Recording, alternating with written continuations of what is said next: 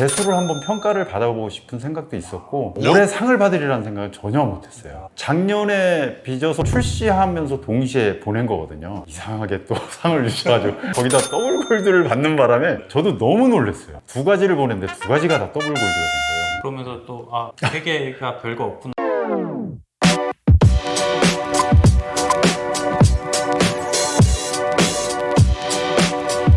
자, 안녕하십니까 대표님, 반갑습니다. 예, 안녕하세요. 반갑습니다. 줄조상 투어 재밌게 해봤는데 간단하게 인터뷰 한번 진행해 보려고 합니다. 자기소개랑 주연양 소개 한번 해주시면 감사하겠습니다. 안녕하세요. 주연양 대표 김양식입니다. 저희는 강화 지역 특산주를 빚고 있는 주연양이라는 양조장이고요. 탁주, 약주, 증류식 소주 세 가지 해서 총 5가지의 술을 빚고 있습니다. 아주 좋은 술을 만들고 있지는 않은데 앞으로 더 좋은 술을 빚어보려고 노력을 하고 있습니다. 이미 충분히 좋은 술 만들고 계시네요. 엄청 이게 돌면서 얘기를 해봤지만 잠깐 엄청 겸손하시고 성격도 엄청 좋으신 것 같아요. 그리고 엄청 깔끔하시고. 아유, 감사합니다. 전통주를 빚는 지역이 되게 많잖아요. 굳이 여기 광화도를 선택하신 이유가 있을까요? 일단 지역 특산주라는 면허는 그 지역에서 나는 특산물을 가지고 술을 빚는 면허예요. 근데 이제 제가 빚으려고 하는 술의 재료들이 강화에 다 있어가지고 지금 주로 빚는 게 쌀과 풍미와 찹쌀. 강화가 일단 전국에서 일조량이 제일 좋대요. 그래서 여기 쌀이 굉장히 좋고, 그리고 두 번째 이제 고구마 소주를 만들고 싶었어요. 근데 강화가 고구마 굉장히 유명하거든요. 그래서 강화 고구마, 그리고 인삼도 강화가 굉장히 유명하잖아요. 그래서 강화에 제가 필요로 하는 농산물들 뭐 이런 게 다 있어서 진짜 말씀하신 거 다 있네요. 예. 그래서 강화에서 시작을 하게 됐습니다. 그러면 형은 또 강화에서 사용해보고 싶은 재료가 있으세요? 그리고 요즘 강화에 이제 포도도 좀 유명하고 선포도라고 해갖고 강화 섬쌀, 뭐 선포도 이런 식으로 하는데 저도 계속 종류를 늘려보고 싶은 욕심은 있는데 아무래도 아직까지는 혼자 모든 술을 빚고 뭐 증류를 하다 보니까 좀 무리일 것 같아서 기존에 하던 거를 일단 잘 만들자. 또 왔는데 당연히 직원이 있을 거라고 생각했는데 혼자 하고 계셔서 약간 좀 놀랐어요. 이걸 어떻게 혼자 다 하시지? 그러니까 원래 강화도가 뭐 연이 있으신 것 같지는 않은데 예. 원래는 어디에 계셨었어요? 이 아, 기 전에는? 저는 이제 집은 일산이고요. 사무실도 일산에 있었어요. 그러니까 이 일을 하기 전에는 잘하지는 못했는데 인쇄 쪽 광고 디자인 쪽으로 했어요. 패키지 디자인도 하고 한 20년 정도 그쪽에서 일을 했었거든요. 어쩐지 형 그 주연양 디자인이 형이 더 예쁘다고 그랬었잖아요. 디자인을 잘하는 분들이 보면 디테일에 약간 있거든. 근데 여기 돌아다니다 보면 그런 부분들이 좀 눈에 밟히는 게 있었거든. 가장 많이 물어보고 싶었던 부분이 이번에 샌프란시스코 주류 박람회에서 어제 더블 골드 받으시게 되셨잖아요. 예. 사실 되게 놀랐던 게 저희가 리뷰를 하고 받았잖아요. 예. 이걸 갖고 리뷰를 했었어야 되는데라는 생각을 했었어요. 받으셨을 때 되게 어떠셨어요, 기분이? 작년 12월부터 준비를 했었나 그래요. 그게 내는 게 쉽지가 않더라고. 뭐 FDA 등록도 해야 되고 절차가 굉장히 복잡해서 한 3개월 이상 걸린 것 같아요. 거기 출품하는데. 근데 이제 내게 된 이유는 외국에서 한국의 그 증류식 소주를 어떻게 평가를 할까요? 그 전에 이제 제 앞전에도 몇 군데서 상을 받긴 했는데 재수를 한번 평가를 받아보고 싶은 생각도 있었고 평가를 받는다는 것도 그렇지만 올해 상을 받으리라는 생각은 전혀 못했어요. 작년에 빚어서 올해 이제 1년 넘게 숙성된 거를 출시하면서 동시에 보낸 거거든요. 그러면 참가의 의의를 예. 그냥 내 지금 수준이 어느 정도인지. 예. 이상하게 또 상을 주셔가지고 거기다 더블 골드를 받는 바람에 저도 너무 놀랐어요. 처음에는 메시지가 왔었어요. 거기서 네가 낸 술 중에 한 가지가 더블 골드다. 한 가지만 봐도 대단한 건데, 근데 나중에 이제 본 발표가 났을 때 두 가지를 보냈는데 두 가지가 다 더블 골드가 된 거예요. 쌀하고 인삼하고. 그래서 그때 정말 놀랐습니다. 그러면서 또 세계가 별거 없구나라고. 그런 생각을 했어요. 뭐 제가 그렇게 술을 잘 만들고 하진 않았는데 일단은 시간과 정성이라는 게 사람들은 그거를 좀 알아주는 거는 같아요. 고구마가 좀 삐졌겠는데요. 고구마를 일부러 안 냈어요. 안 내신 거예요? 예, 낼까 말까 하다가 출품비도 비싸지만 일단은 일본 고구마 소주가 있어서 그거 낼까 말까 망설이다가 두 가지만 신청을 했거든요. 올해 또 기회가 되면 세 가지 다시 출품해보려고.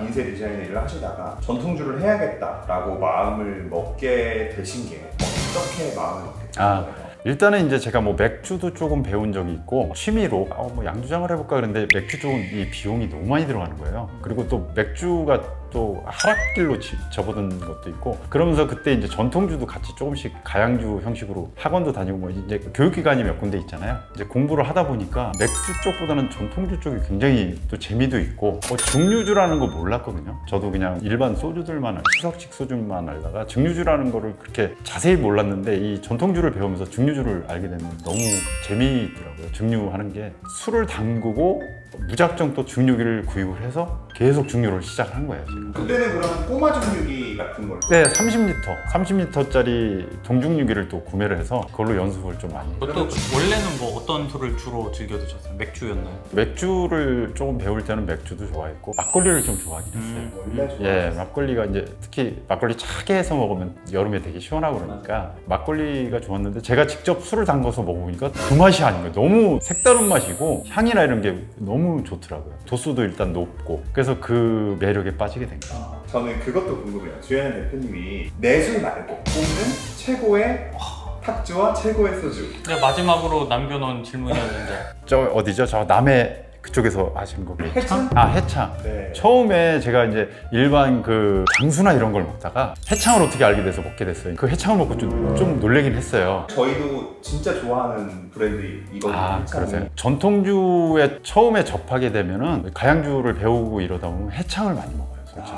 캐릭터가 워낙 좀 강하다 보니까는 예. 임팩트를 주기에 굉장히 좋은 것 같아요. 그리고 이제 소주는 3회 소주. 소주. 예. 저희랑 입맛이 엄청 비슷하신 것 그러니까는 같은데요? 만드는 술은 그 사람의 입맛을 따라갈 수밖에 없어요. 만든 사람이 맛있다라고 판단이 돼야 나오는 거니까. 그럼 예. 우리가 맛있게 느꼈다면 아무래도 입맛이 예, 비슷하다라고밖에. 또 3회 소주는 제가 또 인연이 있는 게 그 김택상 명희님 돌아가시기 전에 소주를 공부를 정식으로 하질 않아서 거기서 이제 소주를 좀 배웠었어요. 그러다 보니까 이제 3회 소주가 굉장히 좋더라고요. 저는 명희님한테 개인 1대1로 배웠거든요. 소주가 이렇구나 그걸 확실히 느꼈던 게 3회 소주인 것 같아요. 그래서 지금도 3회 소주를 아무래도 제가 만들고 싶었던 소주의 모티브나 뭐 그걸로 잡고 있습니다.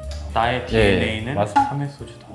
그 3회 소주를 처음에 이제 시음을 했을 때 굉장히 충격이 컸어요. 아, 이게 이런 소주가 이렇구나. 도수는 높은데 부드러움과 또 그런 다채로운 향이 있잖아요. 그게 너무 놀랐어요. 그래서 야수도 이렇게 도수 높은 야수가 탄생이 됐군요. 제가 이제 뭐 위스키도 좀 좋아하긴 했는데 그 일반 소주처럼 뭐 한 15도, 16도짜리를 만들든가 아니면 진짜 50도 이상 되는 이 증류식 소주들은 45도, 50도 이상이 돼야 솔직히 그 술 맛이 제대로 표현이 되거든요. 사실 저희도 이 주연향을 리뷰하게 된 게 53도짜리 전통 소주가 나왔다는 부분에서 이거 먹어봐야 되겠다라는 마음이 컸었거든요. 예. 그게 어떻게 보면 대표님이랑 저희가 통했던 부분이기는 한데 제가 53도 출시하기 전에는 50도 넘는 술들이 거의 없었어요. 근데 제가 53도를 출시하고 요즘 53도가 꽤 많아요. 50도 넘는 술들이 꽤 많아지고 있더라고요. 맞아요. 요새는 뭐 막걸리도 이제 고도수의 막걸리들이 예, 많이 맞습니다. 나오고 있고 아무래도 알코올에서 나오는 이제 향미와 맛이 있기 때문에 미식의 수준이 나는 올라가고 있다라고 네. 생각합니다. 그런 것 같습니다. 항상 물어본 건데 준비를 하시거나 예. 술을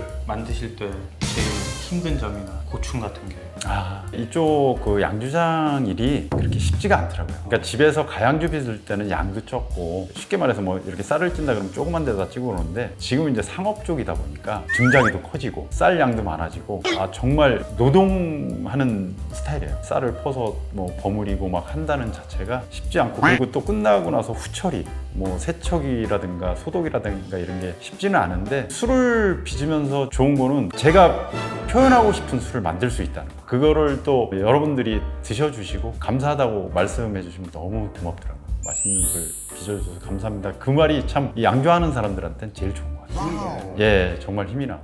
사실 뭐 탁주도 100일 정도 숙성을 하시고 특히 소주 같은 경우에는 1년 이상 숙성을 하셔서 출시하시잖아요.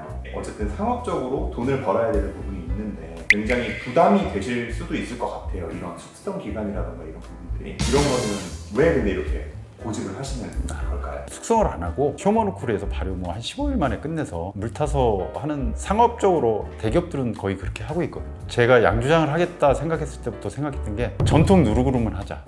효모는 절대 안 넣고 보통 그 전통주를 배우면 24도 그 정도에서 이렇게 발효를 시켜요. 그럼 뭐 한 일주일 그 정도면 발효가 끝나거든요. 또 저희 같은 경우에는 삼양주고 제가 생각했던 방식은 삼양주의 저온 방식, 저온 발효 방식을 택한 이유가 아무래도 저온으로 하게 되면은 향이나 맛이 굉장히 다채로워지고 이렇게 풍부해져요. 물론 그거는 이제 제 생각일 수도 있지만 상업적으로 하면은 시간이 많이 걸리고 그러면 저한테 진짜 마이너스예요. 한 2년 정도는 조금 힘든 것 같더라고요. 첫 출시한 지가 1년, 탁주가 1년 정도 좀 넘었고 그렇게 할 수밖에 없는 게 제가 만들고 싶은 전통주라는 그 개념이 있어요. 발효 뭐 100일 이상, 숙성 100일 이상, 그것도 저온 발효, 저온 숙성을 하고 증류주 같은 경우에는 저온 발효한 술을 증류를 해서 항아리 온기에 1년 이상 숙성한다는 게 1년이라는 시간을 가지고 숙성을 했다든가 100일 이상을 숙성을 했다든가 이런 술이 그렇게 흔하지 않다 보니까 아무래도 이 전통주 시장이 조금 더 퀄리티가 높아지고 프리미엄 쪽으로 가는 게 낫지 않을까.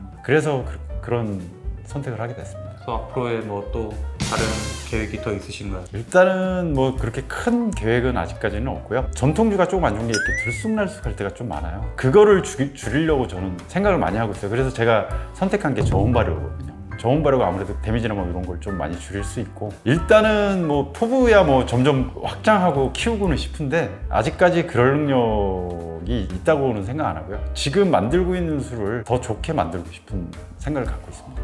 우선은 지금 있는 거에 더 집중하시겠다. 예.